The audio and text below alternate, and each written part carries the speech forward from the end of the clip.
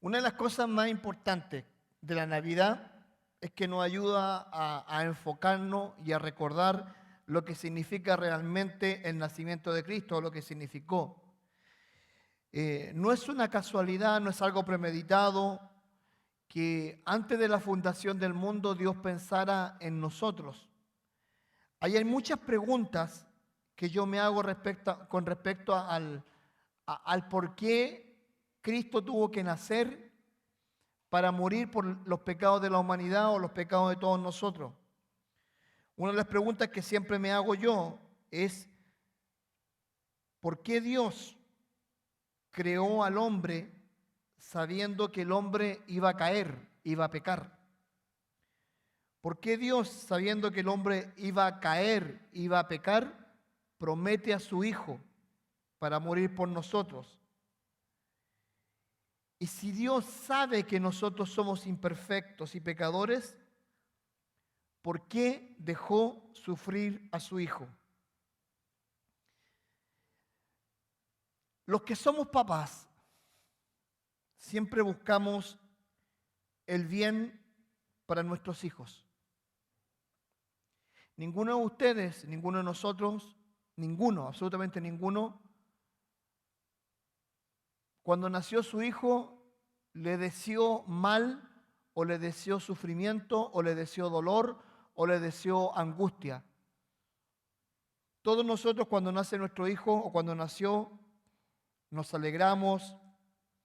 Cuando nació, nos alegramos cuando lo examinaron, cuando dijeron está todo ok, está todo normal, está bien. Todos nosotros nos alegramos de su desarrollo, de su crecimiento, de cómo ellos van creciendo física, emocional, espiritualmente, y nos ponemos felices, todos nosotros. Y saltamos de alegría cuando ellos van cumpliendo metas, desarrollando su vida, cuando tienen su novia, su novio, su primer carro, cuando tienen su primer trabajo, cuando van a la universidad, cuando vemos que se están desarrollando, el día de mañana se van a casar, van a tener hijos. Y creo que la alegría de todo papá es ver a su hijo desarrollándose. Pero ¿qué le hace pensar a Dios de que Él iba a enviar a su hijo para morir? Y no solamente para morir, sino que para sufrir, para ser en cierta forma atacado, enjuiciado, que haya sido torturado. En sí, tú te pones a pensar en todas esas cosas y dices, ¿realmente Dios amaba a su hijo? ¿Realmente Dios lo amaba tanto que dejó que Él viniera a morir por nosotros? La Biblia dice que Él fue un varón de dolores, experimentado en quebranto, Isaías.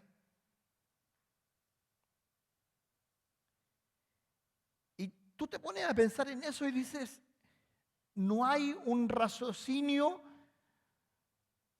que a mí me haga entender el hecho de que Dios envía a su hijo a morir.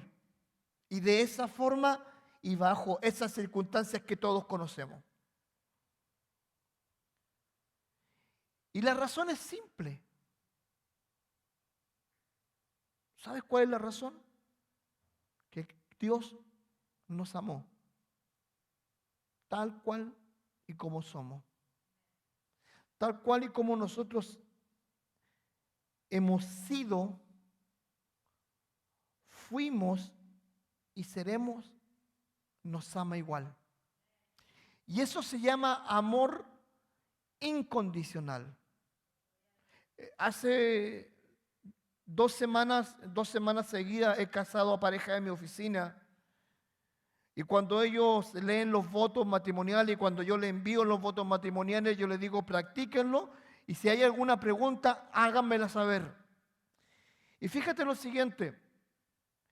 Cuando una pareja de enamorados se casa, aun que los votos dijeran tremendas cosas espectaculares acerca del amor, ellos muchas veces no las van a entender al 100% porque están enamorados.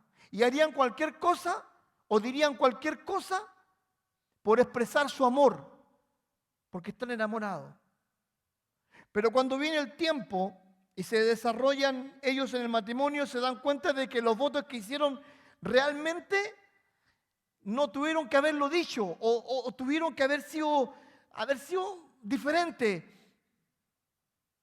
En una de las partes de los votos matrimoniales que yo hago, hay una frase que dice: me comprometo a saber perdonar y a saber pedir perdón. Me comprometo a ser fiel hasta la muerte.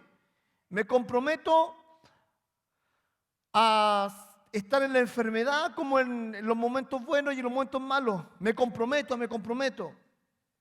Pero eso es un documento que te lleva a ti a tratar de demostrarle a la otra persona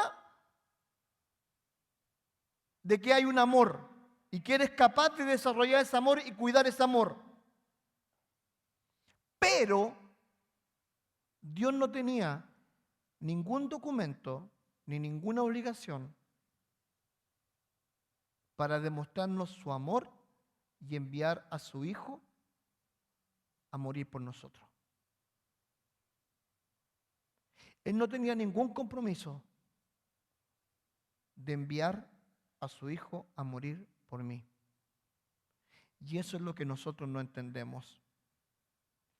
No entendemos que el amor de Dios es tan incomprensible, tan magnífico, tan grande, que supera nuestra lógica, nuestro pensamiento y nuestras creencias respecto al amor. Ahora, el génesis de la promesa cuando Cristo iba a enviar a su Hijo, en el génesis está la caída del hombre. El hombre cayó, el hombre pecó, el hombre se alejó de la perfección que Dios había puesto en un jardín llamado Edén. Y en ese momento, en el génesis de eso, de que el hombre había pecado, y escucha bien esto, dice la Escritura que Adán conversaba con Dios como quien hablaba con un amigo. Caminaban juntos en el Edén. Había una relación. Pero cuando el hombre peca, cuando el hombre cae, lo primero que hace es esconderse. Dice la Escritura en Génesis capítulo 3, versículo 8 al 9. Dice: y oyeron la voz del Señor, Dios, que se paseaba en el huerto al aire del día. Y el hombre y su mujer se escondieron de la presencia de Jehová entre los árboles del huerto. Y escucha esta frase: mas Jehová Dios llamó al hombre y le dijo: ¿dónde estás tú? Quiero llevarte a lo siguiente. Le dijo: ¿dónde estás tú? El hombre se esconde de Dios, se aleja de Dios. Dice que Dios estaba paseando alrededor y lo estaba buscando. Obviamente él sabía dónde estaba porque Dios es omnisciente, está en todo lugar, omnipresente. Pero lo primero que el hombre hace es esconderse de Dios. ¿Y saben la enseñanza que te deja esto? Es que Dios siempre nos está buscando. Aunque nosotros nos escondamos en cualquier lugar, Dios siempre nos va a estar buscando. Siempre. No puedo ir a lo más alto del cielo, no puedo ir a la profundidad, no me puedo alejar del amor infinito de Dios, porque Él siempre va a estar buscándome. Y quiero que sepas esto y quiero que te lo pongas en tu cabeza. Nunca nosotros, nunca, si hemos sido llamados por Dios, nos vamos a poder esconder de Él, ni aún de la cárcel, ni aún en un prostíbulo, o en un restaurante, o en un bar, o en cualquier lugar oscuro que pueda haber. No nos podemos esconder de Dios. Dios siempre va a estar allí. Dios siempre va a estar allí y siempre va a estar buscándonos.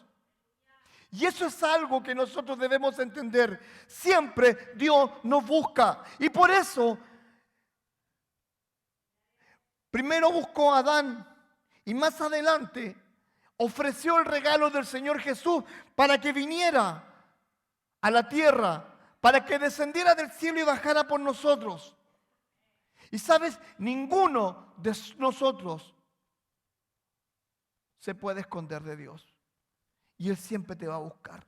Aunque estés en lo profundo de tu depresión, de tu rabia, de tu odio, de tu maldad, de tu pecado, Dios siempre va a estar ahí y siempre te va a querer tomar de la mano y guiarte. ¿Dónde estás tú? ¿Dónde estás? ¿Por qué te escondes de mí? La Biblia dice en Romanos capítulo 3, versículo 11, dice que no hay justo, no hay quien entienda, no hay quien busque a Dios.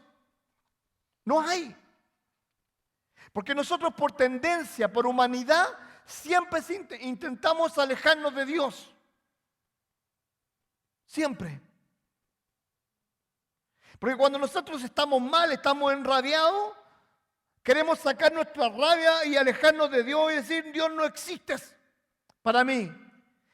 Y si alguna vez no te ha pasado, es porque eres un robot, porque a mí me ha pasado.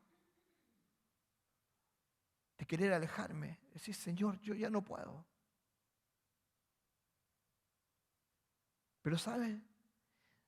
Dios en el Edén buscó al hombre. A Él no le importó, escúcheme esto, no le importó el pecado que ellos habían hecho. Porque Él lo seguía amando su creación maravillosa. La primera gran señal que nosotros encontramos en la Biblia de la Navidad, la encontramos en Génesis 3:15. Y dice lo siguiente, dice, y pondré enemistad entre ti y la mujer, y entre tu simiente y la simiente suya. Esta te herirá en la cabeza, y tú le herirás en el calcañar. En Génesis capítulo 13 se vislumbra por primera vez el Evangelio. La simiente de la mujer es una referencia al futuro de que iban a ser un Salvador por parte de una mujer. La simiente de Cristo iba a nacer de una mujer. Bien claro.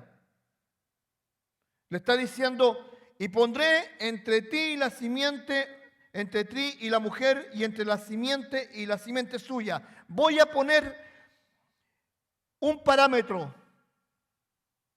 El Salvador de este mundo va a nacer de una simiente y esa simiente va a ser una mujer. Y luego hace una referencia a nuestro Señor Jesucristo. Dice lo siguiente. Dice que la simiente contraria es Satanás y sus seguidores. En la cruz del Calvario, Satanás hirió a Cristo en el calcañar. ¿Dónde está el calcañar? Acá. Es una herida que te iba a causar dolor, pero no era mortal. Pero Cristo le dio un golpe mortal, hiriéndolo en la cabeza. ¿Sabes? Después de escuchar esa lista de juicios, Adán le pone un nombre a su esposa. ¿Sabes qué nombre le pone? Hasta ese momento no tenía nombre. Su nombre iba a ser Eva, que significa madre de todos los seres vivientes. Eva. Y sabes, querido, querida, esta es la primera señal de la Navidad. La primera señal de que alguien iba a nacer de una mujer. La primera señal es que iban a haber dos simientes, una simiente especial, única, maravillosa, santa, donde nacería Cristo a través de una mujer. Y otra señal que los la simiente de Satanás iría a atacar a Cristo para que no naciera. Y quiero decirte esto. Esto se ha mantenido hasta el día de hoy. Hay dos simientes. Una la de Cristo y otra que no o que rechaza a Cristo. Pero no hay término medio. No existe el término medio. O amas a Dios o no lo amas. O eres un hijo de Dios o no lo eres. Pero no hay un término medio. Por eso son extremos diferentes. Pero esa es una de las cosas que más me llama la atención del Edén, de esa señal, es que aparece una segunda señal de la Navidad, que más bien dicho se iba a mostrar en su muerte, que iba a anticipar la muerte de Cristo. Y está en Génesis capítulo 3, versículo 21. Dice así: y Jehová Dios hizo al hombre y a su mujer túnicas de pieles y los vistió. ¿Sabe lo que significa eso? Significa que en el Edén hubo un sacrificio. Se mató un animal. Se mató un cordero. Ese cordero representaba en ese momento el sacrificio futuro del Cordero de Dios que iba a quitar el pecado del mundo. Ese animal, escucha esto, cubriría el físico, la piel de esa gente, de Adán y Eva. Iba a cubrir la desnudez, la deshonra de ese momento, porque en ese momento habían dejado de andar desnudos porque habían descubierto que estaban desnudos y estaba la vergüenza en ellos, cosa que no existía antes de ese momento, y ellos cubrieron su vergüenza y cubrieron sus culpas. Pero ese cordero no quitó el pecado, simplemente cubrió sus faltas y cubrió su vergüenza. Pero ese cordero, y escuche bien esto, ese cordero representaba lo que en el futuro iba a suceder con el Cordero de Dios que quitaba el pecado del mundo. Eso estaba haciendo. Y Dios estaba proveyéndoles en ese momento a ellos el cuidado a pesar de que habían pecado. Escúchame bien esto. Ninguno de nosotros somos dignos, como decía la canción, digno de alabar a Dios. Pero venimos cada domingo a alabar a Dios. Ninguno de nosotros es capaz de levantar una oración a Dios, pero Dios permite que nosotros nos acerquemos al trono de la gracia de Dios. Y lo dice que lo hagamos confiadamente. Ninguno de nosotros merece la gracia y misericordia de Dios, pero Dios nos da de su gracia y misericordia de Dios. Dios hace todas esas cosas. ¿Sabes por qué? Porque proveyó al Cordero. En ese momento Adán y Eva, a pesar de sus pecados, Dios los cuidó y les dijo para que no pasen frío sus primeras vestimentas. Dios los cuidó. Dios cuidó a su creación. Imagínate el cuidado que siente Dios de cada uno de nosotros. Imagínate eso. Hebreos capítulo 9, 22, hablando acerca del Cordero y de los sacrificios, dice lo siguiente: y casi todo es purificado según la ley con sangre, y sin derramamiento de sangre no se hace remisión de pecado. Era necesario ese Cordero que en ese momento mataron para Adán y Eva, si era necesario. Era necesario que se derramara la sangre para que se cubriera el pecado de ellos, era necesario. Pero también era necesario que 4000 años después, el Cordero de Dios, Cristo, Cordero, fuera inmolado y su derramamiento de sangre fuera por nosotros. eran señales de la Navidad, eran señales de la Pascua, eran señales de lo que había de acontecer. ¿Sabes? En este momento se vislumbra lo que vendría, un Salvador que no tuvo la culpa de nuestro actuar, pero que pagaría por los pecados de la humanidad. Te hago la siguiente pregunta: ¿fue justo eso? ¿Fue justo que Cristo, que no tenía culpa de los pecados nuestros, pagara por nosotros? La respuesta es no, no fue justo. ¿Y sabes por qué no fue justo? Simplemente porque nosotros no merecemos tener esa gracia tan maravillosa que Dios nos da. No la merecemos, pero Dios nos la da. ¿Sabes?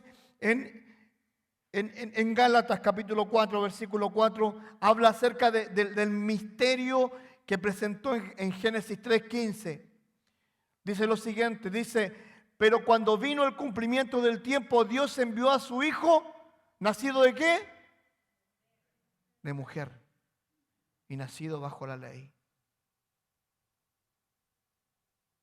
La simiente perfecta, la hora perfecta había llegado en que Dios se iba a encontrar cara a cara con el mundo a través de su madre.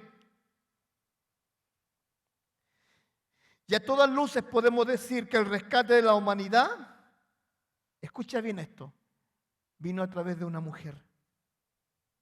Pero que esta mujer no iba a ser cualquier mujer. Sería una mujer que rompería todos los esquemas establecidos de la sociedad. Todos. Todos nosotros hemos visto, y si no lo ha visto, el mundial. Y todos han visto que los cataríes son de un Islam muy estricto. No cerveza, no mujeres con escotes, ni nada por el estilo, no jeans para las mujeres, tienen que andar cubiertas. Y esa misma tendencia había en ese momento para las mujeres judías, pero era aún peor. Porque las mujeres judías solamente estaban destinadas a tener hijos. La mujer judía no se podía divorciar de su marido, pero el marido se podía divorciar de ella. Nótese, es raro. A la mujer judía se le quemaban las tortillas y los frijoles y el hombre se podía divorciar de ella. Pero ella quedaba esclavizada a su marido. La mujer judía debía mantenerse pura hasta el matrimonio. Si la mujer judía pecaba o rompía su virginidad, era apedreada. Pero no así el hombre. En pocas palabras, la mujer judía era un objeto. Un objeto. Hasta el día de hoy lo sigue siendo. Los judíos ortodoxos tienen esas costumbres. Pero ¿sabe algo? María, ella era una mujer que rompió todos los esquemas. Y vamos a hablar de ella un poquito, porque quiero también con esto honrar el valor de la mujer. Hablamos siempre de los grandes hombres de Dios, pero la Biblia está llena de grandes mujeres de Dios. Ana, Débora, María, Chloe. La señal de una mujer, de una gran mujer, Isaías 7:14, dice: por tanto, el Señor mismo os dará señal. Nótese, señal. He aquí que la Virgen concebirá y dará a luz un hijo y llamará su nombre Emmanuel.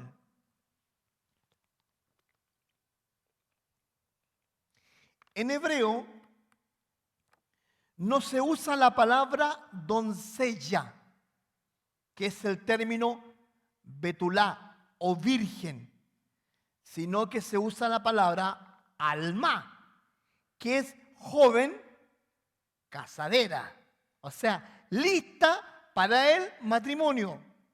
Ahora, ¿qué edad tenían esas pobres niñas? 14, 13 años, 15 años.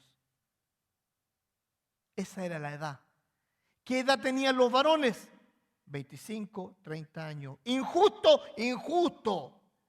Mi hija tiene 13 años, viene un tipo de 30 años que se quiere casar con ella. Te digo una cosa, saco la 9 milímetros que tengo en mi casa y le digo, Señor, aléjate o te lleno el cuerpo de plomo. No tengo ninguna 9 milímetros, tengo una Honda.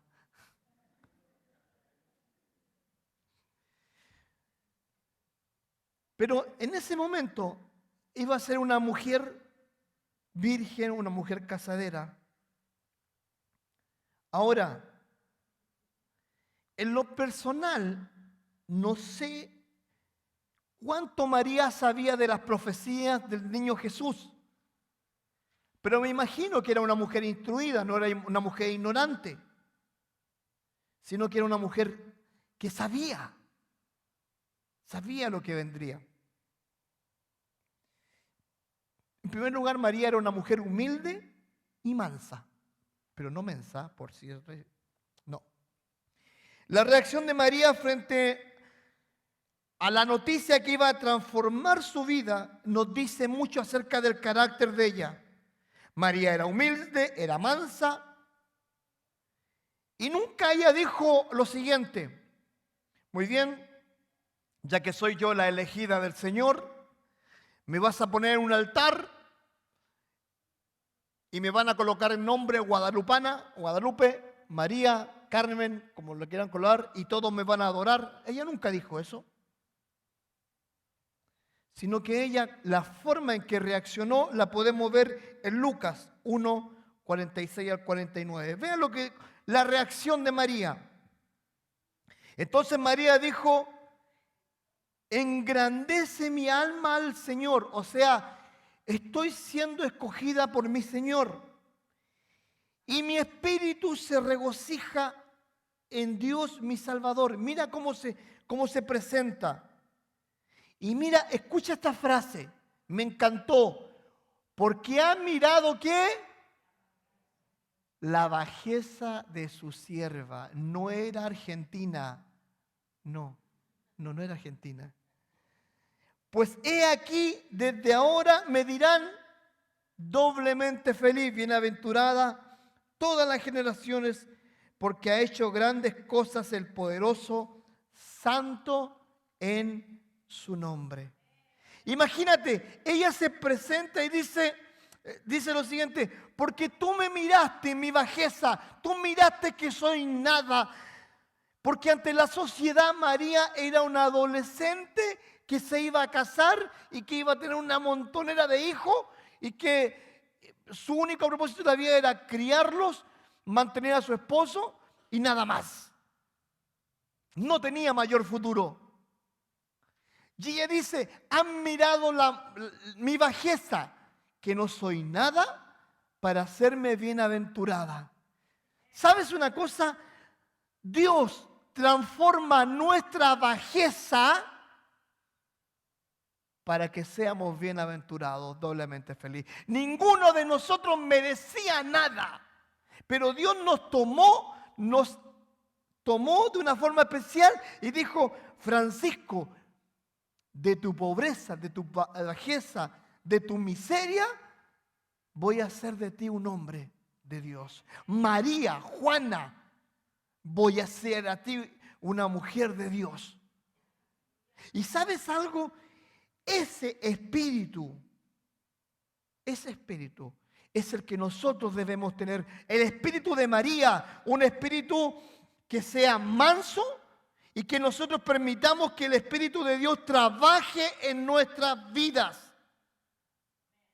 Que sea Él el que trabaje en mí, que sea Él el que trabaje en tu vida. Que seamos mansos y humildes para aceptar la voluntad de Dios. Porque la voluntad de Dios dice que es buena, agradable y perfecta. Pero necesitamos tener el espíritu de María. Mansa y humilde. mansa y humilde. Y eso es maravilloso. Cuando aprendamos algo de ella, en ese aspecto, yo creo que vamos a tener una vida más llevadera. Yo creo. Estoy seguro de eso. María fue una mujer valiente. El espíritu manso de María no se debía a que ella era una persona débil o tímida. María era una mujer valiente y tenía fuerza. Dado que nosotros conocemos el resto de la historia, tal vez sea difícil de imaginar la compleja situación en la que María se encontraba tras recibir las sorprendentes noticias de Gabriel. En primer lugar, María no sabía si José se iba a quedar con ella después de la noticia que le iba a entregar. Escucha esto.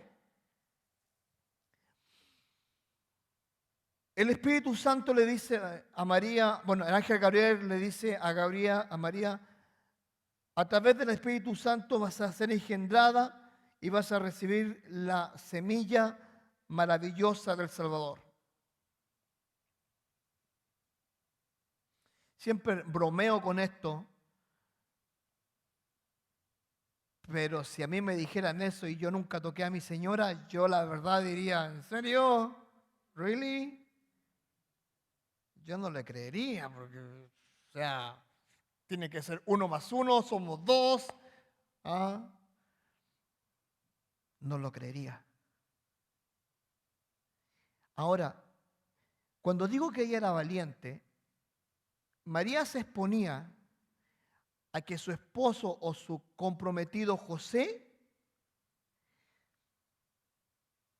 dijera a viva voz al público, a todo el mundo, María me traicionó, María avergonzó mi nombre, pisoteó el nombre de mi familia y merece morir. Legalmente, ella merecía que la apedrearan. Así que fue valiente porque se tuvo que enfrentar ¿a quién? En primer lugar a José. Decirle, mira, no sé cómo te va a sonar esto, pero entre tú y yo, tú sabes que no ha pasado nada, ¿cierto? Con suerte nos hemos mirado así, hemos coqueteado los dos, miradita para acá, miradita para allá, su cuchicuchi, cositas así, pero nada más. Bueno, estoy embarazada. Estoy embarazada. Imagínate eso. Se iba a enfrentar al escrutinio público. ¿La iban a apedrear? Sí. ¿La iban a matar? Sí. Pero escucha esto. Mateo 1, 18 y 19. El nacimiento de Jesucristo fue así. Estando desposada María, su madre, con José, y ahí está. Por eso digo que la Biblia nunca miente. Antes que se juntasen, se halló que había concebido del Espíritu Santo. Y escucha esta frase. José, su marido, como era justo y no quería infamarla, quiso dejarla secretamente. ¿Saben lo que significaba esto? Significaba que José, si la dejaba secretamente, él renunciaba a su derecho de ver muerta a María porque ofendió su nombre.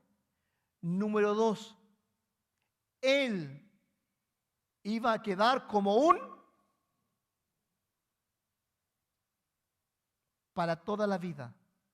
Toda la vida le dirían a él, te pusieron los cuernos. Toda la vida.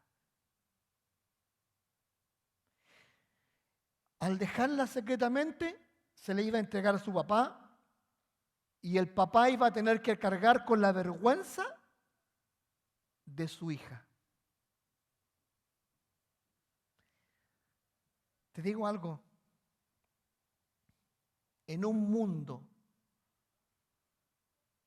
tan relativo como este, es difícil encontrar a un hombre que tenga esos pantalones.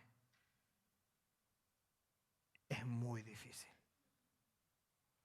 Que tenga ese coraje, esa valentía de decir, no te quiero hacer daño, te quiero cuidar, a pesar de mi vergüenza, te quiero cuidar. Tengo un amigo que toda la vida estuvo enamorado de una chica. Y esta chica lamentablemente tomó la mala decisión de estar enamorada de otro chico, el cual la trató mal, la engañó. Ella quedó embarazada 2 veces por el mismo chico. Y un día ese hombre la dejó y ella quedó sola con sus 2 niños. Y yo nunca entendí por qué mi amigo un día fue y le dijo, aunque no me ames, yo te amo. Y yo voy a amar a tus hijos como si fueran mis hijos. Nunca lo entendí. Hace poco sus hijos, que no son sus hijos, le pidieron a él el apellido de su papá, de su otro papá. Y esta mujer se enamoró perdidamente de este hombre. Y él nunca pudo tener hijos. La historia de la vida. Pero ganó 2. Que otro hombre no los quiso. Y ese otro hombre perdió los apellidos y a sus hijos. Hay pocos hombres así con esos pantalones. José tenía los pantalones para no denunciar a su esposa, a su prometida, y para no tampoco hacer que a ella la mataran. ¿Sabes? El milagro del vientre de María implicaba vergüenza, abandono, abuso, riesgo de ser apedreada, la posibilidad de que ella fuera puesta en prisión. Pero María, a pesar de todas esas dificultades, con valentía y con valor, prefirió contarle a José. Y eso fue el comienzo de una familia diferente. ¿Sabes cuántas personas habrían creído esta historia fantástica en ese momento? Yo creo que nadie. Pero ellos decidieron hacerlo. Y quiero decirte esto. Esa valentía que tuvo María no es porque ella haya sido una mujer poderosa, grande. No. Esa valentía solo proviene de una buena relación entre Dios y María. Cuando nosotros tenemos una relación cercana con Dios, íntima con Dios, cualquier prueba que tengamos, cualquier dificultad que tengamos, la vamos a vivir acompañada de la mano de Dios. Y eso es algo que María tenía.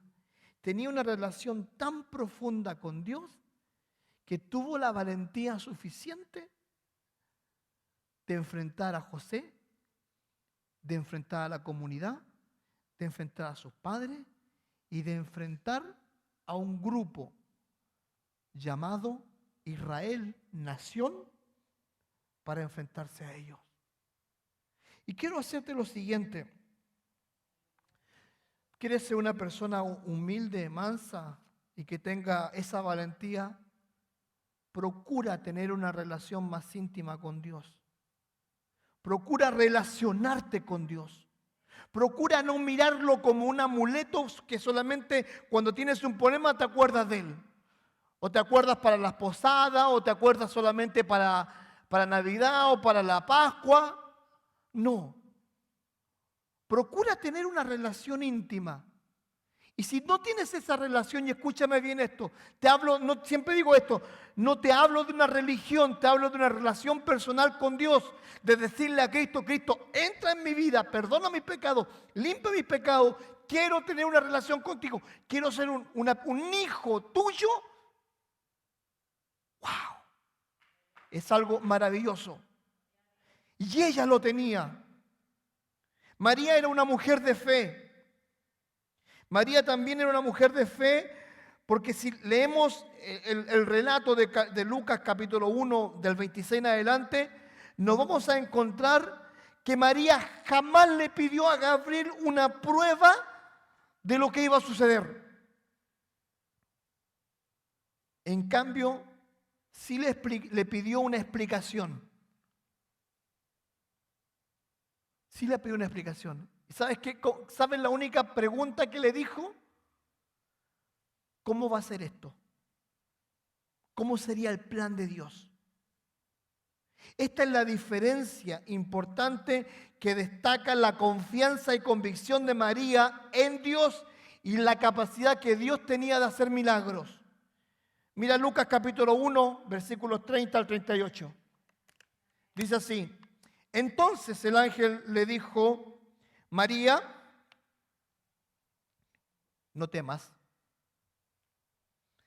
porque has hallado gracia delante de Dios. ¿Sabes que son muy pocos los personajes en la Biblia que han alcanzado gracia delante de Dios? Uno de ellos, 3.000 años antes. ¿Sabes cómo se llamaba? ¿Ah? Noé. Noé. Sigue diciendo el pasaje. Y ahora concebirás en tu vientre y darás a luz un hijo y llamarás su nombre Jesús. Este será grande y será llamado Hijo del Altísimo, y el Señor Dios le dará el trono de David su padre y reinará sobre la casa de Jacob para siempre, y su reino no va a tener fin. Entonces María dijo al ángel, hey, ¿y cómo va a ser esto? ¿Cómo va a ser? Pues no conozco varón, o sea, estoy virgen. Respondiendo el ángel le dijo, el Espíritu vendrá sobre ti y el poder del Altísimo te cubrirá con su sombra, por lo cual también el santo ser que nacerá será llamado Hijo de Dios. Y he aquí que tu parienta, Elizabeth, que no podía tener hijos, otro milagro, será ella también ha concebido hijo en su vejez, y este es el 6º mes para ella, la que llamaban estéril, seca para muchos, porque nada es imposible para Dios. Entonces María dijo, he aquí la sierva del Señor. Y me encantan estas palabras. Hágase conmigo conforme a tu palabra. Y el ángel se fue de su presencia. María tuvo una fe absoluta. María fue un ejemplo de fe que todos nosotros deberíamos seguir. Un ejemplo claro de que era la persona correcta para ser la madre del Señor Jesucristo. María enviudó y vio cómo su hijo fue crucificado brutalmente al final de la vida física de Jesús. Fue testigo silencioso de su hijo. Y escucha bien esto, no hay indicios de que su fe y de que su confianza en Dios hayan decaído. Esto es un ejemplo increíble de la fe de María. María fue conocida más adelante no como la madre del Señor Jesucristo, sino que dice la Biblia que fue reconocida como la discípula y seguidora de Jesús. María fue una seguidora. María fue una mujer que simplemente rompió todos los cánones establecidos de ese momento. Todos. María es un ejemplo que nosotros deberíamos seguir. Ser mansos, ser humildes, tener una fe como la que tuvo ella, una confianza, una valentía. María es un ejemplo de fortaleza único que deberíamos seguir. Nosotros no adoramos a María, pero la respetamos. ¿Y saben algo? Lo más lindo de esta mujer es que no hay un libro de María. Están escritas las proezas de María desde un principio hasta que el Señor Jesús es tomado por los romanos y los judíos que lo habían condenado. Quiero terminar con esto, esta conclusión. ¿Te diste cuenta de algo? Te hago la pregunta. La señal que te mostré hoy fue la de dos mujeres.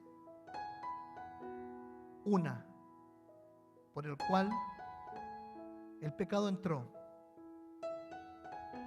Pero a través de esa misma mujer se hizo una promesa, o se hizo la gran promesa que se cumpliría 4000 años más tarde. Y otra mujer, María, por el cual entró la salvación y la esperanza que es en Cristo. Dos realidades diferentes, pero ambas Dios las usó. Una negativa, el pecado entró a través de Eva. Eva significaba madre de todos los vivientes. Y otra positiva. Con esto queda demostrado que para Dios no existe algo que Él no pueda remediar. ¿Sabes por qué? Porque desde ese día que María concibió a Cristo, ese Dios está con nosotros y su nombre es Emmanuel. Yo quiero llevarte a esto. Quiero llevarte a que consideres los dos extremos. El negativo, que Dios lo usó. La física dice negativo más negativo da negativo.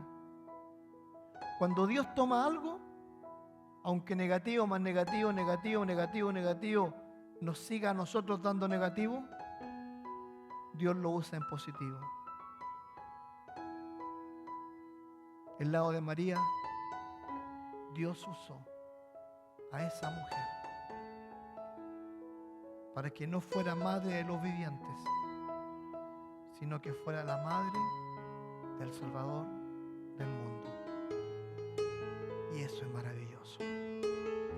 Yo quiero animarte a que tú consideres las características de esta mujer durante esta semana y seamos un poquito más parecidos a esa mujer, porque esa mujer fue una hermosa señal de Navidad. Amén.